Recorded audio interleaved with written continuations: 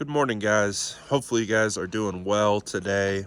I just wanted to come on here, share a couple thoughts about the game last night between the Vikings and the Rams. Obviously, the Rams are a division opponent, and we don't really relish in much of their success at all. But you know what? I found myself not really caring about the Rams. I don't know if something has changed in me from this season, but as you can see, I'm enjoying the off season. And so during the off season and even in season, I've had a lot of wild conversations. And one of the wildest ones has stemmed around Sam Darnold. And Sam Darnold was having a phenomenal season. Like, let's not pretend he wasn't.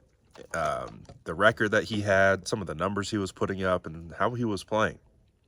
And you're like, okay, Sam Darnold, all right. You know, I considered him a bust coming out of USC.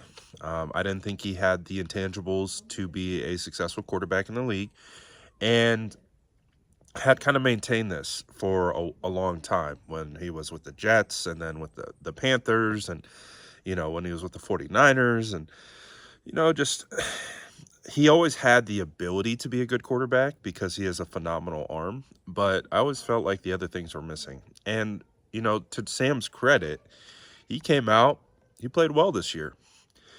But while that was happening, somehow this debate got started about how, Sam Darnold would be a better quarterback for the San Francisco 49ers than Brock Purdy. And, I made a video about this. I've tweeted about it. I scoffed at it originally. I was like, man, I remember I think it's going to be now 2 years ago, watching Sam and Brock go back and forth in training camp. And if Sam Darnold looked like head and shoulders away the better quarterback than Brock, I do believe he would have probably gotten a start. I really do. Sam went as far to say that if he performed well in the preseason, that's how he would beat out Brock Purdy in a competition. Now that never happened, and Brock Purdy, coming off a torn UCL, was able to play really well. But this whole conversation has been, percolating, marinating, and, a lot of people revealed themselves throughout this whole situation. One thing about me, I'm more concerned about coming to the most rational and smart conclusion. I'm not as much interested in pushing my own agenda as some do. And what was interesting about this weekend was all the agenda quarterbacks that have been used to tear down Brock Purdy all played awful this weekend. And it doesn't mean they're awful. It just means they played awful. And you look at Sam Darnold, he played atrocious. Like, he didn't even look like a backup quarterback out there. He was so scared. And you could see all of the mental abilities it takes to play the quarterback at the highest level, the intangible qualities, the confidence you have to have, which people don't even assert to being a trait. Like, confidence is a trait. You have to be able to get punched in the mouth repeatedly, not only by the players on the opposing team, by the media, by the fan base, and you got to get up and you got to do it again. And that's one of the things that Brock has done so well. Even when he's struggling, he's still pushing. He's still trying to do whatever he can to get it over the top. And when you look at this debate between Sam and Brock, and it's just like, listen, Sam could still be I think a baseline starting quarterback in this league.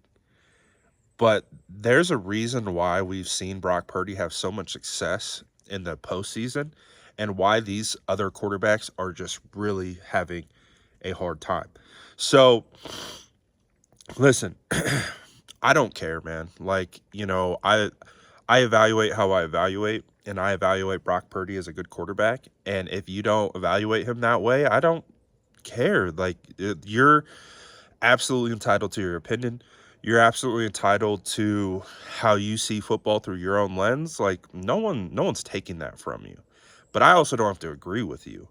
And with me, I've been consistent this whole time. And you can see the moving of the goalposts left and right. And that's what it is. That is literally the move. It is say something that, backs up, your opinion. And then once it's proven to be wrong, just move the goalpost to the next thing. So we're seeing a lot of that. We're seeing a lot of the goalposts getting moved, and that's all it is. And I think it remains to be a pretty simple conversation.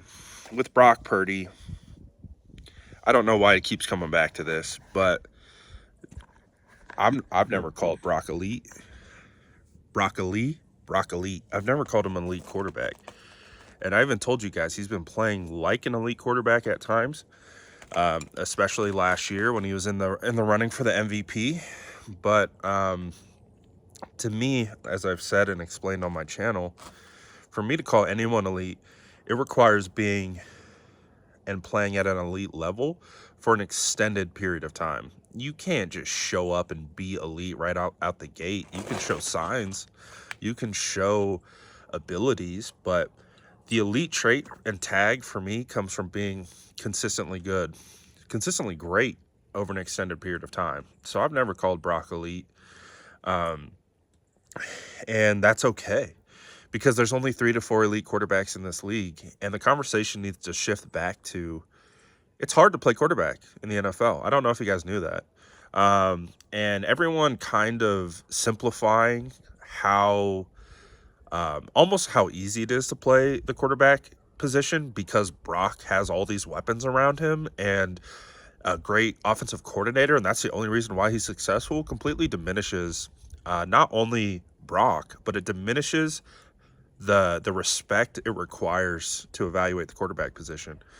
If you are constantly diminishing quarterbacks for the players, their teammates, and what they have around them, it plays a part into the evaluation. But let's not forget that Kyle Shanahan's scheme is one of the most complex, difficult schemes that there is. And Brock has only come in and executed it to the highest level. And not only has he executed it, but he's elevated it when it's been required. And so again, it's like I just sit back, we see it all. I talk about it on this channel. And, just sit back and drink my coffee. And just like, it's like, man, disrespecting the game of football, disrespecting your football knowledge just to be right, at what cost? Like, at what cost? Because what's crazy is it feels like some people have set themselves up to never be able to say a good thing about Brock Purdy again, because in all likelihood, Brock Purdy will get paid, and he will be the quarterback here for a long time. And there are some fans out there who have dug their hole so deep against Brock Purdy that anytime they ever have anything to say about Brock Purdy being good or playing well, no one's going to care, man. No one cares. Like, and it's not like it's not like you have to be just like a Brock Purdy cheerleader, which is what it always comes back to. No, you can be objective about Brock. You could talk about the struggles that Brock has had. You could talk about where Brock has needed to improve and all of those things, while still talking about how he's a good quarterback and still talking about how he's better than Sam Darnold and how he's better in a lot of ways than a lot of other quarterbacks that are bigger, faster, and stronger than him. And that's the thing. It's like people are willing to cut off their nose to spite their face. And, that's not how I go about evaluating football. I evaluate football through the same lens. Everyone gets equal opportunity to prove to me that they're a good player. And I take in all the criteria. I take in all the circumstances. I take into everything into account, including projection. And that's how I determine things. And that's how I, doing this now for 7 years, I stay consistent with my evaluations. And I don't just jump away from an eval because something goes bad for a couple games. That happens, man. It happens. And, you know, it's just been an interesting development to kind of watch it all play out. But, hey, man, Sam Darnold, bad game. The debate is over. Let me know what you guys think in the comments below. And as always, make sure to like and subscribe for more updates.